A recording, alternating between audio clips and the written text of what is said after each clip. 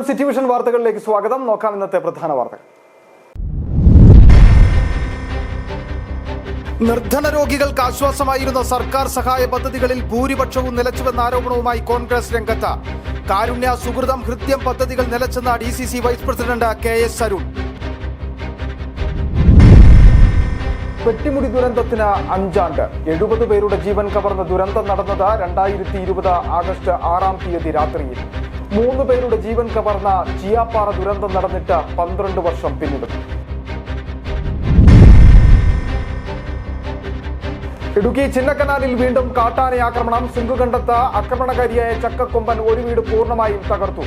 മറയൂർ ബാബു നഗറിൽ വീട്ടുമുറ്റത്ത് കാട്ടാനയെത്തി നിർത്തിയിട്ടിരുന്ന ജീപ്പ് തകർത്തു.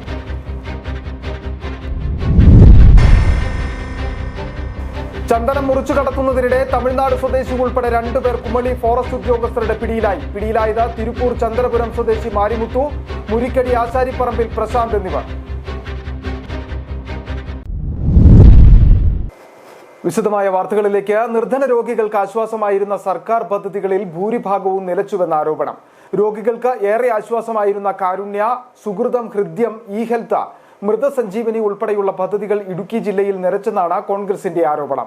പാവപ്പെട്ട രോഗികൾക്ക് ഏറെ ആശ്വാസമായിരുന്ന കാരുണ്യ പദ്ധതി നിലച്ചതാണ് മലയോര ജനതയ്ക്ക് തിരിച്ചടിയായതെന്നും DCC vice president KS Arun പറഞ്ഞു.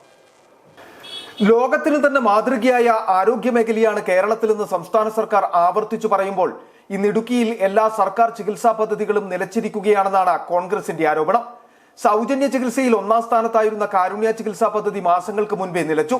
1500 കോടി രൂപയോളം ഈ പദ്ധതി വഴി പാവപ്പെട്ട രോഗികൾക്ക് ചികിത്സയ്ക്കായി ലഭിച്ചതാണ്.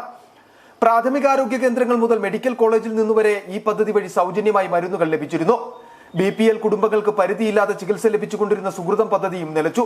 ഇതുവഴി 35 ലക്ഷം കുടുംബങ്ങൾക്ക് ലഭിച്ചുകൊണ്ടിരുന്ന സൗജന്യ മരുന്നാണ് കിട്ടാതായത്.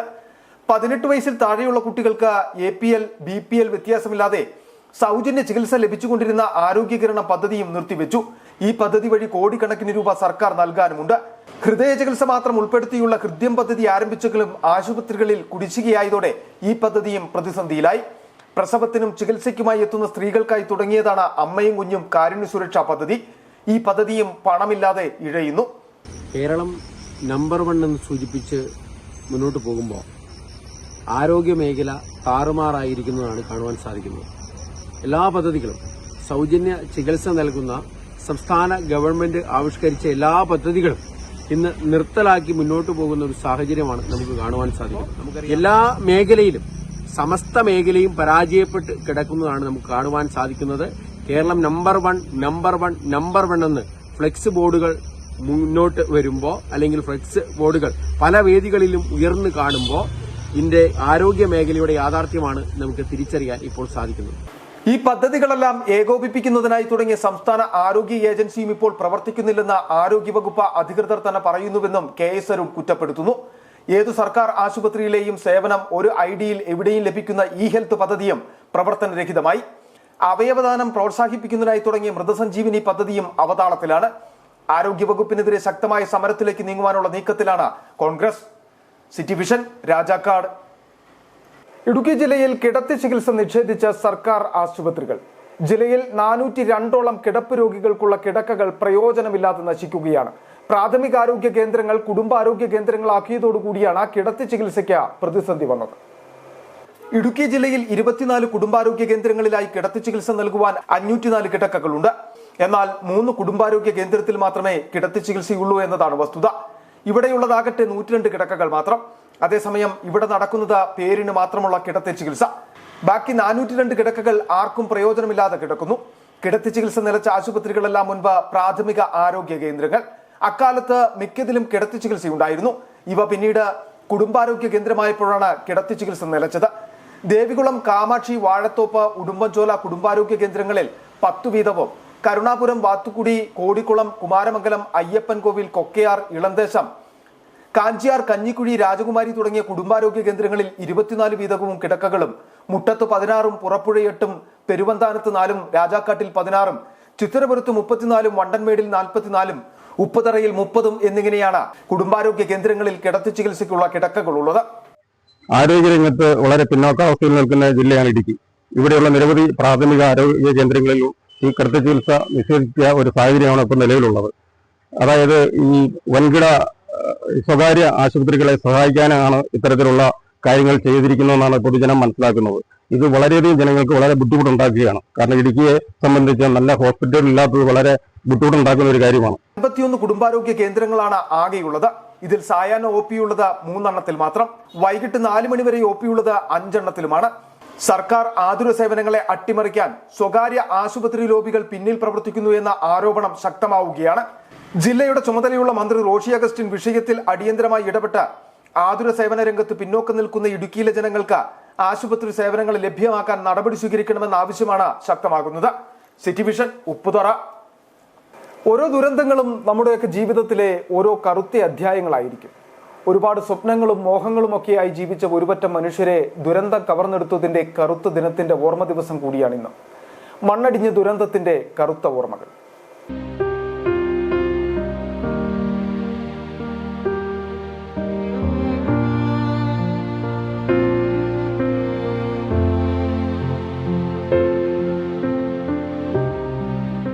പെട്ടിമുടി ദുരന്തത്തിന് 5 ആണ്ട്.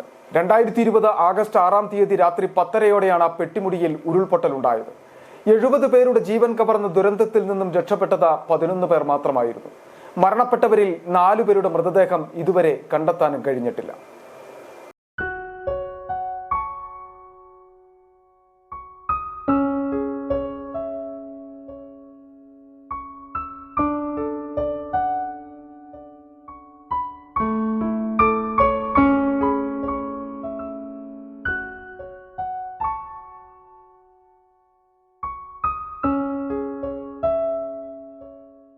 ഇത് ദുരന്തം കവർന്നെടുക്കുന്നതിന് മുമ്പുള്ള പെട്ടിമുടി. പച്ചവിരിച്ച തേയിലക്കാടുകൾ നിറഞ്ഞ മലയടിവാരത്തെ ഒരുപറ്റം തോട്ടം തൊഴിലാളി കുടുംബങ്ങളുടെ സ്വർഗമായിരുന്നു ഇത്. പരിമിതികൾക്ക് നടുവിലും കരിങ്കൽ ഭിത്തികൾ വേർതിരിച്ച കൊച്ചുമുറിക്കുള്ളിൽ വലിയ സ്വപ്നങ്ങൾ അവർ കണ്ടിരുന്നു. എന്നാൽ അവരുടെ സ്വപ്നങ്ങളും അവരെയും തെളിവുകൾ അവശേഷിപ്പിക്കാതെ ദുരന്തം കവർന്നെടുത്തിട്ട് 5 വർഷം തികയുകയാണ്. അലമുറയിട്ടുള്ള കരച്ചിലുകൾ ഇന്നും ഇവിടെ അലയടിക്കുന്നുണ്ട്. ചോരയും കണ്ണീരും വീണു ചുവന്ന ശ്മശാന ഭൂമിയിൽ കാടുകയറി. ഒരടയാളപ്പെടുത്തൽ പോലെ ഒരു മുറിപ്പാടായി ഉരുൾപൊട്ടിയ മലമുകളിൽ നിന്നും ഒരു നീർച്ചാൽ ഒഴുകിയിറങ്ങുന്നുണ്ട്.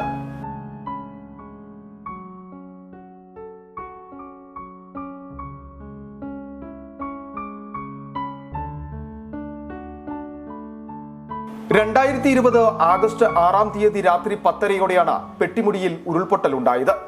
മലയടിവാരത്തെ 4 ലയങ്ങൾ പൂർണ്ണമായും മണ്ണിനടിയിലായി. രാജമലയിലെ ഫോറസ്റ്റ് സ്റ്റേഷനിൽ നടന്നെത്തിയ 2 പേരാണ് വലിയ ദുരന്തത്തിന്റെ വിവരം പുറം ലോകത്തെത്തിച്ചത്. പിന്നീട് ഒരു യുദ്ധത്തെ നേരിടുന്നതിന് സമാനമായ രക്ഷാപ്രവർത്തനം. 11 പേരെ രക്ഷപ്പെടുത്തി. 70 പേർ മരണപ്പെട്ടു. ഇതിൽ ഇനിയും 4 പേരെ കണ്ടെത്താനുണ്ട്.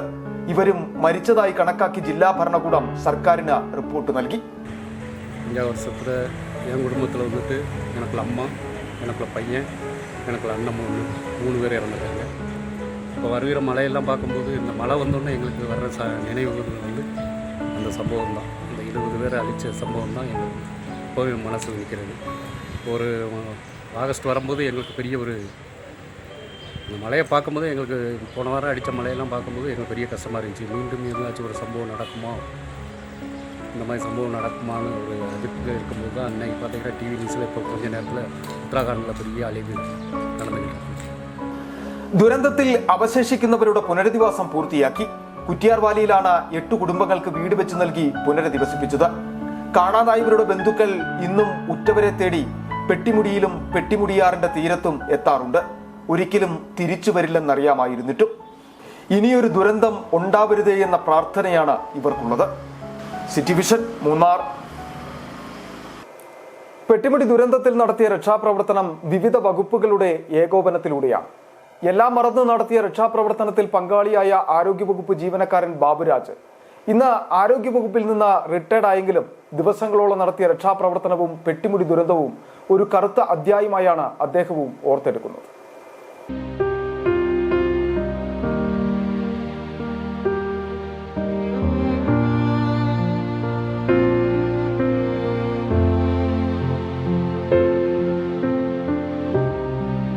എൻ്റെ പേര് ബാബുരാജ്. ഞാൻ ആരോഗ്യവകുപ്പിൽ 2022 റിട്ടയർ ചെയ്ത ഉദ്യോഗസ്ഥനാണ്. ചിത്രപുരം സാമൂഹ്യ ആരോഗ്യ കേന്ദ്രത്തിൽ നിന്ന് ഹെൽത്ത് സൂപ്പർവൈസറായിട്ടാണ് റിട്ടയർ ചെയ്തത്. എക്കാലവും നമ്മുടെ ജീവിതത്തിൽ മനസ്സിൽ ഒരു നൊമ്പരമായിട്ട് പെട്ടുപിടി ദുരന്തം ഓർമ്മിക്കപ്പെടുന്നതാണ്. ആ ദുരന്തത്തിൽ നേരിട്ട് പങ്കാളിയാകാൻ എൻ്റെ ആരോഗ്യ സേവന പ്രവർത്തനങ്ങളിൽ, ദുരന്ത നിവാരണ പ്രവർത്തനങ്ങളിൽ ഒരു ആരോഗ്യ പ്രവർത്തനം എന്നുള്ള നിലയിൽ 15 ദിവസക്കാലം തുടർച്ചയായിട്ട് ആ പ്രവർത്തനത്തിൽ പങ്കെടുക്കാൻ കഴിഞ്ഞു എന്നുള്ളത് എൻ്റെ എക്കാലവും ചാരിതാർത്ഥതയോടുകൂടി ഓർക്കാൻ കഴിയുന്ന ഒന്നാണെന്നാണ് ഞാൻ കരുതുന്നത്. കാലവർഷം ഒട്ടുമിക്കപ്പോഴും ഇടുക്കിക്ക് കണ്ണുനീർ സമ്മാനിച്ചിട്ടുണ്ട്. അത്തരത്തിൽ 3 പേരുടെ ജീവൻ കവർന്ന മറ്റൊരു ദുരന്തമായിരുന്നു ചീയാപ്പാറ ദുരന്തം. 12 വയസ്സ് തികയുകയാണ്. 2013 ഓഗസ്റ്റ് 5 രാവിലെ 8:30 ചീയാപ്പാറ വെള്ളച്ചാട്ടത്തിന് സമീപം മണ്ണിടിച്ചിലുണ്ടായത്. മണ്ണിടിച്ചിൽ ദുരന്തത്തിൽ നിന്നും തലനാരിഴയ്ക്ക് രക്ഷപ്പെട്ട ഒരാൾ ഇപ്പോഴും വെള്ളച്ചാട്ടത്തിന് സമീപം വഴിയോര കച്ചവടം നടത്തുന്നുണ്ട്. ചീയാപ്പാറ വെള്ളച്ചാട്ടത്തിന്റെ ഭംഗി കണ്ട് മടങ്ങുന്ന ഒട്ടുമിക്കവർക്കും ഇന്ന് ഒരു പതിറ്റാണ്ട് മുമ്പുണ്ടായ ആ ദുരന്തകഥ അറിയില്ല.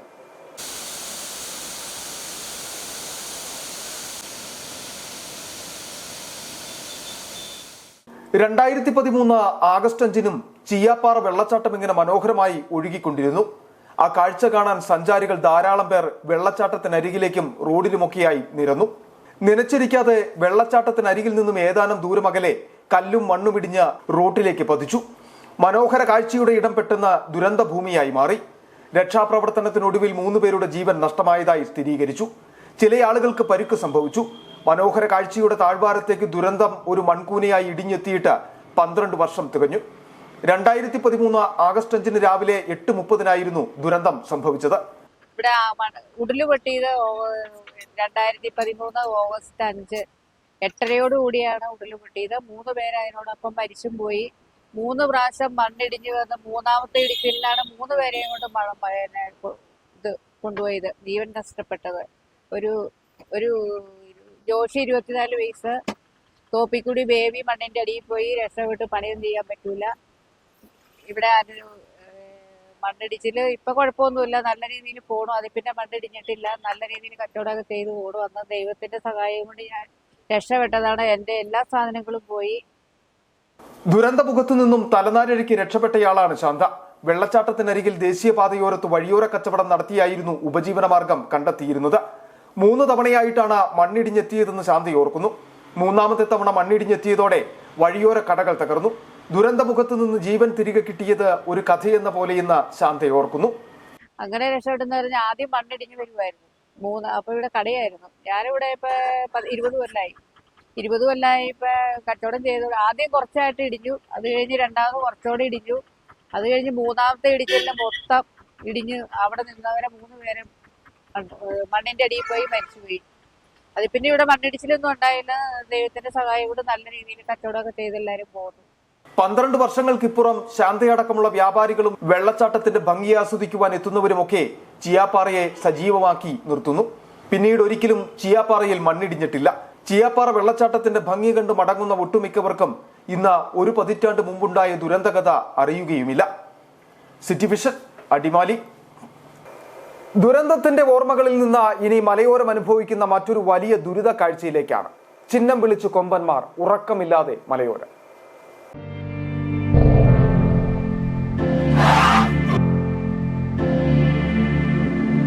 ഇടുക്കി ചിന്നക്കനാലിൽ വീണ്ടും കാട്ടാന ആക്രമണം. സിംഗുകണ്ഠത്ത് ആക്രമണകാരിയായ ചക്കക്കൊമ്പൻ ഒരു വീട് പൂർണ്ണമായും തകർത്തു. നടുവിൽ മറിയക്കുട്ടിയുടെ വീടാണ് തകർത്തത്. പുലർച്ചെ 3 മണിയോടെയായിരുന്നു കാട്ടാനയുടെ ആക്രമണം. അടുത്ത നാളുകളിലായി മേഖലയിൽ വ്യാപക നാശനഷ്ടമാണ് ചക്കക്കൊമ്പൻ വരുത്തുന്നത്. കാട്ടാന പ്രതിരോധത്തിന് വനം വകുപ്പ് കാര്യക്ഷമമായി ഇടപെടുന്നില്ലെന്ന ആക്ഷേപവും ഉയരുന്നു.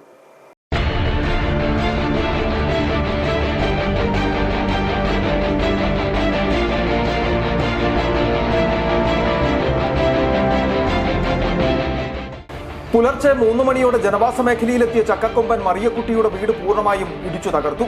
മറിയക്കുട്ടി കോട്ടയത്തെ ആശുപത്രിയിൽ ചികിത്സയ്ക്കായി പോയിരുന്നു. സമീപവാസിയായ രാജരത്നത്തെ വീട് കാവലേൽപ്പിച്ചിരുന്നു. വീടിന് മുമ്പിൽ തീയിട്ട് രാജരത്നം ഉറങ്ങാതെ കാവലിരിക്കുമ്പോഴാണ് ചക്കക്കൊമ്പൻ എത്തുന്നത്. തൊട്ടടുത്തെത്തിയ ആനയെ കണ്ട് ഭയന്ന് രാജരത്നം ഓടി രക്ഷപ്പെട്ടു. പിന്നാലെ കാട്ടാന വീട് പൂർണ്ണമായും ഇടിച്ചു തകർക്കുകയായിരുന്നു.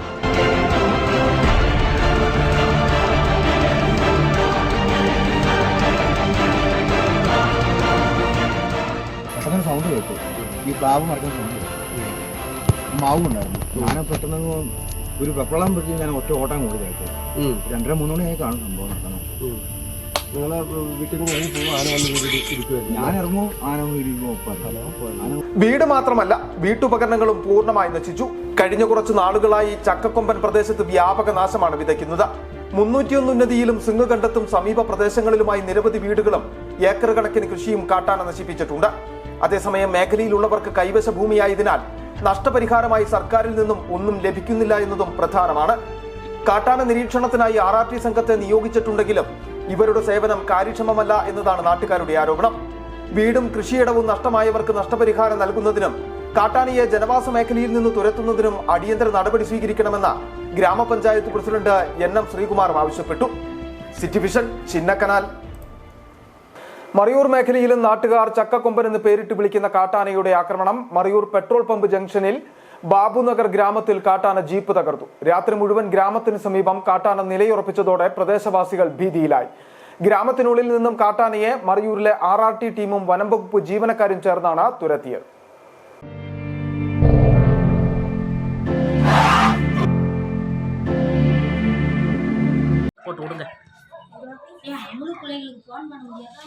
அவளுக்கு ஃபோன் பண்ண மாட்டாங்க.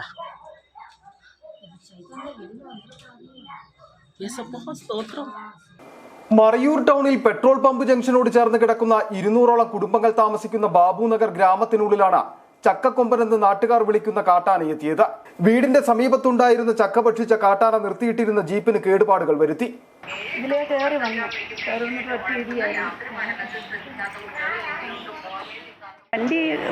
വണ്ടി വന്നിട്ട് തട്ടി. ഇവിടെ ഒന്ന് ആളുകളുണ്ടാ, ഭയങ്കര ഒച്ചപ്പാടായിരുന്നു. ആന 8:30 ആയപ്പോഴത്തേനും വന്നു. എന്ത് ചെയ്യണമെന്ന് അറിയത്തില്ല. വണ്ടിയിൽ കിടന്ന് വണ്ടിയെ തട്ടി, വണ്ടിയുടെ പൈപ്പെല്ലാം പോയി, ടാർപ്പെല്ലാം കയറിപ്പോയി. ഇതിനൊരു നടപടി എടുക്കണമെന്നുള്ളതാണ്. ഫോറസ്റ്റുകാരാണേലും ശരി, ആരായാലും ശരിയാണ്. രാത്രി 8 മണിയോടെ ഗ്രാമത്തിനുള്ളിൽ കയറിയ ചക്കക്കൊമ്പനെ 10 മണിയോടെ മറയൂരിലെ RRT ടീമും വനംവകുപ്പ് ജീവനക്കാരും ചേർന്ന് പുറത്തേക്ക് തുരത്തി ഓടിച്ചു. തുടർന്ന് രാത്രി മുഴുവനും ഗ്രാമത്തിന് സമീപം കാട്ടാന നിലയുറപ്പിച്ചു. ഇതോടെ പ്രദേശവാസികൾ ഭീതിയിലായി. 8:40 ആയപ്പോഴേ ആന എത്തി. ഇവിടെ ഈ ചക്കയൊക്കെ പറിച്ച് ഈ വാളയൊക്കെ പറിച്ചായിട്ടായിരുന്നു. ഒരു 2 മണിക്കൂർ കഴിഞ്ഞപ്പോൾ ഫോറസ്റ്റ് വന്നിട്ട് ഓടിച്ചിട്ട് കാട്ടിൽ പോയി. ഇങ്ങനെ നേരത്തെ വന്നാൽ ഞങ്ങൾ എന്നാ ചെയ്യും? ഈ ക്വാർട്ടേഴ്സിൻ്റെ ഉള്ളിൽ കളിഞ്ഞാഴ്ചയായിരുന്നു. ഇങ്ങനെ വരുമ്പോൾ ചെറിയ പിള്ളേരൊക്കെ ഒരു കളിക്കാൻ പോലും പോകാൻ പറ്റുന്നില്ല. കഴിഞ്ഞ 2 മാസമായാണ് പ്രദേശത്ത് രാത്രികാലങ്ങളിൽ കാട്ടാനയെത്തി ഭീതി പരത്തുന്നത്. ചിന്നാർ വന്യജീവി സങ്കേതത്തിൽ നിന്നുമാണ് കാട്ടാനകൾ ജനവാസ മേഖലയിലേക്ക് എത്തുന്നതെന്ന് നാട്ടുകാർ പറയുന്നു. കാട്ടാന ശല്യം നിയന്ത്രിക്കുവാൻ മുമ്പ് പ്രതിരോധ മാർഗമൊരുക്കുന്ന ജോലികൾ പാതിവഴിയിൽ ഉപേക്ഷിച്ചതാണ് വീണ്ടും മറയൂർ ടൗണിന് സമീപം കാട്ടാനകളെത്താൻ കാരണമെന്നാണ് നാട്ടുകാരുടെ ആക്ഷേപം. City vision, Marayur. ചന്ദനം മുറിച്ചു കടത്തുന്നതിനിടെ തമിഴ്നാട് സ്വദേശി ഉൾപ്പെടെ 2 പേർ കുമളി ഫോറസ്റ്റ് ഉദ്യോഗസ്ഥരുടെ പിടിയിലായി. തമിഴ്നാട് തിരുപ്പൂർ ചന്ദ്രപുരം സ്വദേശി മാരിമുത്തു, കുമളി മുരിക്കടി ആശാരിപ്പറമ്പിൽ പ്രശാന്ത് എന്നിവരാണ് വനപാലകരുടെ പിടിയിലായത്. ഒരിടവേളയ്ക്ക് ശേഷമാണ് കുമളി ഫോറസ്റ്റ് റേഞ്ചിന് കീഴിൽ വീണ്ടും ചന്ദനക്കടത്ത് റിപ്പോർട്ട് ചെയ്യപ്പെടുന്നത്. മുൻപ് പിടിക്കപ്പെട്ട ചന്ദനക്കടത്ത് കേസുകളിൽ സമാനമായി ഇന്നലെ പിടികൂടിയ ചന്ദനക്കടത്ത് കേസിലും അന്തർ സംസ്ഥാന സാന്നിധ്യമുള്ളത് ചന്ദനക്കടത്ത് മാഫിയകളിലേക്കാണ് വിരൽ ചൂണ്ടപ്പെടുന്നത്. ഇന്നലെ പുലർച്ചെ 3 മണിയോടുകൂടിയായിരുന്നു കുമളി മുരിക്കടിയിലെ സ്വകാര്യ വ്യക്തിയുടെ പുരയിടത്തിലെ 3 ചന്ദനമരങ്ങൾ മോഷണം പോയതായി അറിയുന്നത്. തുടർന്നാണ് മുറിച്ചുമാറ്റിയ ചന്ദനമര കഷ്ണങ്ങൾ കടത്തുവാൻ ശ്രമിക്കവേ പ്രതികൾ വൈകിട്ട് 4 മണിയോടുകൂടി കുമളി ഫോറസ്റ്റ് റേഞ്ച് വനപാലകരുടെ പിടിയിലായത്. തമിഴ്നാട് തിരുപ്പൂരിൽ ചന്ദ്രപുരം സ്വദേശി മാരിമുത്തു, കുമളി മുരിക്കടി സ്വദേശി പ്രശാന്ത് എന്നിവരെയാണ് വനപാലക സംഘം പിടികൂടിയത്. ഇതിൽ തമിഴ്നാട് സ്വദേശി മാരിമുത്തു മുൻപ് കുമളി തേക്കടി പ്രദേശങ്ങളിൽ നിന്ന് ചന്ദനം മുറിച്ചു കടത്തിയ കേസുകളിൽ പ്രതിയുമാണ്. Kumily forest range officer Roy, Rajan, Shinoj Mon, R Pramod, Dinesh, Rejin തുടങ്ങിയവരുടെ നേതൃത്വത്തിലുള്ള വനപാലക സംഘമാണ് ചന്ദനക്കടത്ത് പ്രതികളെ പിടികൂടിയത്. City vision, Kumily. ചെറിയൊരു ഇടവേള, വേഗം മടങ്ങിയെത്താം. മൂടിവെക്കപ്പെട്ട സത്യങ്ങൾ, നീതി തേടുന്ന ജനങ്ങൾ, കണ്ടിട്ടും കാണാത്ത അധികൃതർ, തുറന്നു കാട്ടുകയാണ് സിറ്റി വിഷൻ. ഇനിയും പുറത്തു വരാത്ത നേരിന്റെ വലിയ കഥകൾ തേടിയൊരു യാത്ര. The big stone.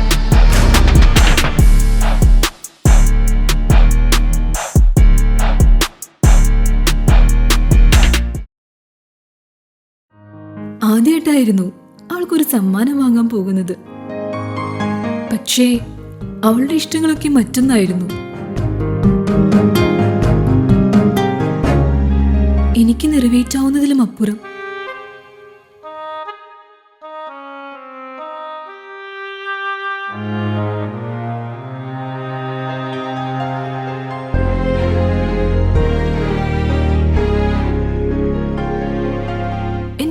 സമ്മാനങ്ങളൊന്നും അവളെ സന്തോഷപ്പെടുത്തിയില്ല.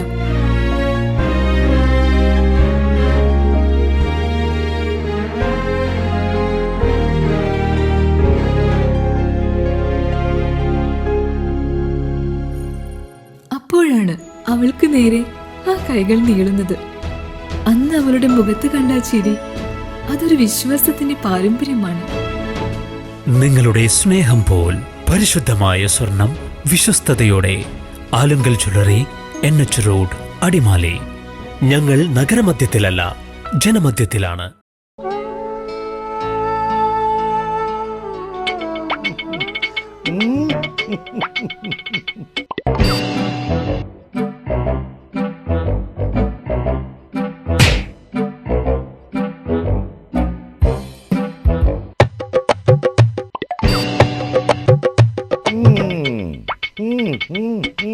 ഇതാണ് സാധനം. ഇവനെ അങ്ങ് പ്രയോഗിച്ചാൽ ഏതേലും സൂപ്പറായിട്ട് കായ്ക്കും.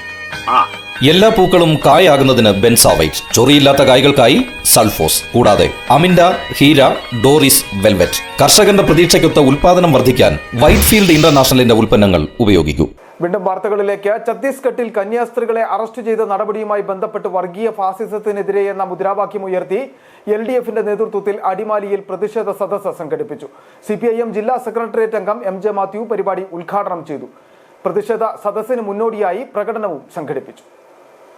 ഛത്തീസ്ഗഡിൽ കന്യാസ്ത്രീകളെ അറസ്റ്റ് ചെയ്ത നടപടിയുമായി ബന്ധപ്പെട്ട് സംസ്ഥാനത്താകെ നടക്കുന്ന പ്രതിഷേധ പരിപാടിയുടെ ഭാഗമായിട്ടായിരുന്നു വർഗീയ ഫാസിസത്തിനെതിരായ എന്ന മുദ്രാവാക്യം ഉയർത്തിയ അടിമാലിയിലും LDFന്റെ നേതൃത്വത്തിൽ പ്രതിഷേധ സദസ്സ് സംഘടിപ്പിച്ചത്. ബസ് സ്റ്റാൻഡ് ജംഗ്ഷനിലായിരുന്നു പരിപാടി നടന്നത്. CPIM ജില്ലാ സെക്രട്ടേറിയറ്റ് അംഗം MJ മാത്യു പരിപാടി ഉദ്ഘാടനം ചെയ്തു. ഇന്ത്യയിലെ മതേതരത്വ സങ്കല്പങ്ങളെയും ജനാധിപത്യത്തെയും എല്ലാം തകർത്ത് തരിപ്പണമാക്കിക്കൊണ്ട് ഒരു ഏകാധിപത്യ പ്രവണതയിലേക്ക് ഇന്ത്യ രാജ്യത്തെ നയിക്കുന്ന നിലപാട് സ്വീകരിക്കുന്ന ഭരണാധികാരി വർഗത്തിനെതിരായിട്ടുള്ള പോരാട്ടത്തിൻ്റെ ഒരു ഭാഗവും കൂടിയാണ് ഈ യോഗങ്ങളും പ്രതിഷേധങ്ങളും എന്ന് കാണുന്നു. പ്രതിഷേധ സദസ്സിൽ KM ഷാജി അധ്യക്ഷനായി. TK Shaji, Chandy P Alexander, Jayamadhu, TP Varghese, Roy T Elias തുടങ്ങിയവർ സംസാരിച്ചു.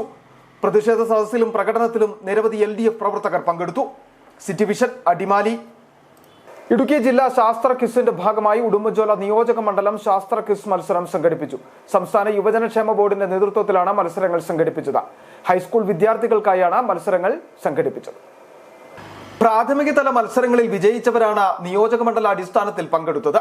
മത്സരത്തിൽ 26 ഹൈസ്കൂൾ വിദ്യാർത്ഥികൾ പങ്കെടുത്തു. ക്വിസ് മത്സരം ഉദ്ഘാടനവും സമ്മാന വിതരണവും ജില്ലാ യൂത്ത് കോർഡിനേറ്റർ രമേശ് കൃഷ്ണൻ നിർവഹിച്ചു. നമ്മുടെ മനുഷ്യജീവിതവും സമൂഹവുമാകെ ഈ ലോകമാകെ വികസിച്ചുകൊണ്ടിരിക്കുന്നത്, മുന്നേറിക്കൊണ്ടിരിക്കുന്നതിൽ പ്രധാനപ്പെട്ട ഒന്നാണ് ശാസ്ത്രവും അതിൻ്റെ പുതിയ പുതിയ കണ്ടുപിടുത്തങ്ങളും. പുതിയ തലങ്ങളിലേക്ക്, ഓരോ പുതിയ തലങ്ങളിലേക്ക് ശാസ്ത്രം അതിൻ്റെ പുതിയ കണ്ടുപിടുത്തങ്ങളിലൂടെ കടന്നു ചെല്ലുകയാണ്. അത് നന്നായി കുട്ടികളിലേക്ക് എത്തിക്കുകയും ആ ശാസ്ത്രാവബോധത്തിൽ കുട്ടികളെ എത്തിക്കുകയും ചെയ്യുക എന്നുള്ള പ്രധാനപ്പെട്ട ലക്ഷ്യം ഈ ക്വിസ് പ്രോഗ്രാമിനുണ്ട്. ചടങ്ങിൽ Nedumkandam block coordinator Bibin, quiz master Jyothis, ജില്ലാ യൂത്ത് പ്രോഗ്രാം ഓഫീസർ ശങ്കർ എന്നിവർ സംസാരിച്ചു. മത്സരത്തിൽ കല്ലാർ ഗവൺമെന്റ് ഹയർ സെക്കൻഡറി സ്കൂളിലെ നിവേദ് വിനോദ, അഭിനവ് D രമേശ് എന്നിവർ 1ാം സ്ഥാനവും, ശാന്തിഗ്രാം ഗവൺമെന്റ് ഇംഗ്ലീഷ് മീഡിയം സ്കൂളിലെ സന ഫാത്തിമ, ഹൃദ്യ ബിനോ എന്നിവർ 2ാം സ്ഥാനവും നേടി. City vision Nedumkandam. അടിമാലി ഗ്രാമപഞ്ചായത്ത് പരിധിയിൽ വരുന്ന 5ാം മൈൽ, 6ാം മൈൽ, 3ാം മൈൽ ഉന്നതികളിൽ BSNL മൊബൈൽ നെറ്റ്വർക്ക് ലഭ്യമാക്കുവാൻ വേഗത്തിലുള്ള ഇടപെടൽ വേണമെന്ന ആവശ്യം. സ്വകാര്യ നെറ്റ്വർക്കുകളുടെ സിഗ്നൽ പേരിന് മാത്രമാണ് ഉന്നതിയിൽ ലഭ്യമാകുന്നത്. കാട്ടാന ശല്യമടക്കം രൂക്ഷമായ പ്രദേശത്ത് മതിയായ ആശയവിനിമയ സംവിധാനമില്ലാത്തത് പ്രതിസന്ധിയാണെന്ന് കുടുംബങ്ങൾ പറയും. നേര്യമംഗലം വനമേഖലയുമായി ചേർന്ന് കിടക്കുന്ന പ്രദേശമാണ് അടിമാലി ഗ്രാമപഞ്ചായത്ത് പരിധിയിൽ വരുന്ന 5ാം മൈൽ, 6ാം മൈൽ, 3ാം മൈൽ ഉന്നതികൾ. ഏറെക്കുറെ വനത്താൽ ചുറ്റപ്പെട്ട പ്രദേശമെന്ന ഈ മേഖലയെ പറയേണ്ടി വരും. ആദിവാസി വിഭാഗക്കാരായ കുടുംബങ്ങൾ താമസിക്കുന്ന ഈ പ്രദേശത്ത് മൊബൈൽ നെറ്റ്വർക്ക് സംവിധാനം വേണ്ട വിധമില്ല. സ്വകാര്യ നെറ്റ്വർക്കുകളുടെ സിഗ്നൽ പേരിന് മാത്രമാണ് ഉന്നതിയിൽ ചിലയിടങ്ങളിൽ ലഭ്യമാകുന്നത്. അടിയന്തര സാഹചര്യങ്ങളിൽ മൊബൈൽ നെറ്റ്വർക്കിന്റെ ലഭ്യതാക്കുറവ് ഈ പ്രദേശത്തെ താമസക്കാർക്ക് വെല്ലുവിളിയായി മാറുകയാണ്. പ്രദേശത്ത് BSNL മൊബൈൽ നെറ്റ്വർക്ക് ലഭ്യമാക്കുവാൻ വേഗത്തിലുള്ള ഇടപെടൽ വേണമെന്നതാണ് ആവശ്യം. കാറിൻ്റെ ഭാഗത്തുനിന്ന് എത്രയും പെട്ടെന്ന് ഞങ്ങൾക്ക് റേഞ്ച് പവറാക്കി തരാൻ അടിയന്തരമായിട്ട് സർക്കാരിൻ്റെ ഭാഗത്തുനിന്ന് തീരുമാനം ഉണ്ടാക്കി തരണം. ഇത്ര കാര്യങ്ങളാണ് ഞങ്ങൾക്ക് പറയാനുള്ളത്. കാട്ടാന ഉൾപ്പെടെയുള്ള കാട്ടുമൃഗങ്ങളുടെ സാന്നിധ്യമുള്ള പ്രദേശം കൂടിയാണ് ഇവിടം. വീടുകൾക്കരികിൽ വരെ കാട്ടാന എത്തുന്ന സ്ഥിതിയുണ്ട്. ആനശല്യം രൂക്ഷമായ പ്രദേശത്ത് മതിയായ ആശയവിനിമയ സംവിധാനമില്ലാത്തത് പ്രതിസന്ധിയാണെന്ന് കുടുംബങ്ങൾ പറയുന്നു. അത്യാവശ്യ സാഹചര്യങ്ങളിൽ വാഹനങ്ങൾ ടാക്സി വിളിക്കുന്നതിനും മൊബൈൽ ഓൺലൈൻ സംവിധാനം പ്രയോജനപ്പെടുത്തുന്നതിനുമെല്ലാം നെറ്റ്വർക്കിന്റെ ലഭ്യതാക്കുറവ് തടസ്സം സൃഷ്ടിക്കുന്നു. ഇത്തരം സാഹചര്യങ്ങൾ കണക്കിലെടുത്ത് പ്രശ്നപരിഹാരം വേഗത്തിൽ വേണമെന്ന ആവശ്യമാണ് കുടുംബങ്ങൾ മുന്നോട്ട് വയ്ക്കുന്നത്. City vision Adimali. നോക്കാം പ്രധാന വാർത്തകൾ ഒരിക്കൽ കൂടി. നിർധന രോഗികൾക്ക് ആശ്വാസമായിരുന്ന സർക്കാർ സഹായ പദ്ധതികളിൽ ഭൂരിപക്ഷവും നിലച്ചുവെന്ന ആരോപണവുമായി കോൺഗ്രസ് രംഗത്ത്. കാരുണ്യ, സുഹൃതം, ഹൃദ്യം പദ്ധതികൾ നിലച്ചെന്ന DCC vice president KS Arun. Pettimudi ദുരന്തത്തിന് 5 ആണ്ട്. 70 പേരുടെ ജീവൻ കവർന്ന ദുരന്തം നടന്നത് 2020 ആഗസ്റ്റ് 6 രാത്രിയിൽ. 3 പേരുടെ ജീവൻ കവർന്ന ചിയാപ്പാറ ദുരന്തം നടന്നിട്ട് 12 വർഷം പിന്നിടുന്നു. ഇടുക്കി ചിന്നക്കനാലിൽ വീണ്ടും കാട്ടാന ആക്രമണം. സിംഗുകണ്ടത്ത് ആക്രമണകാരിയായ ചക്കക്കൊമ്പൻ ഒരു വീട് പൂർണ്ണമായും തകർത്തു. മറയൂർ ബാബു നഗറിൽ വീട്ടുമുറ്റത്ത് കാട്ടാനയെത്തി നിർത്തിയിട്ടിരുന്ന ജീപ്പ് തകർത്തു.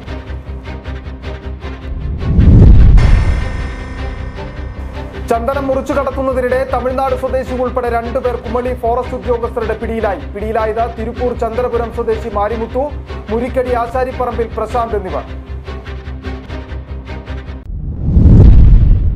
ഇതോടെ ഈ വാർത്താ ബുള്ളറ്റിൻ പൂർണ്ണമാകുന്നു. നമസ്കാരം.